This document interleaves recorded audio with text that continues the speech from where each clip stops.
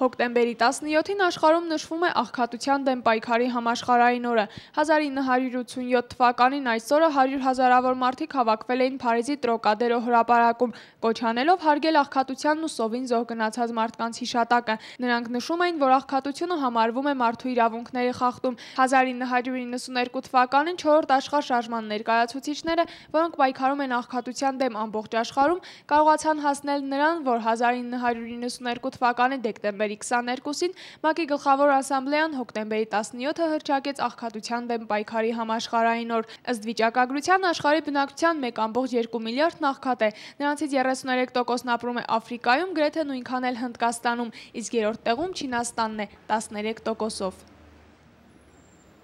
Մեր մոտ Վանաձորում աղքատությունը գտնվում է միջին մակարդակի վրա։ Կան եւ շատ լավ հարուստներ, կան միջակներ եւ աղքատներ։ Իսկ ինչ է կարծում, ինչպես պետք է պայքարել աղքատության դեմ։ Ուղղակի աշխատատեղ պետք է բացվի, որ աշխատի։ Ուրիշ ոչ մի բան։ Մեզանից է կախված։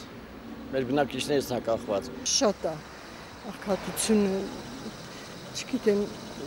պայքարելը հնարավոր չի, քանի որ աշխատատեղ չկա։ Մարդիկ թողում են գնում են հենց այդ պատճառով, շատ դժվար հարց է, դժվար լուծելի։ Աղքատության դեմ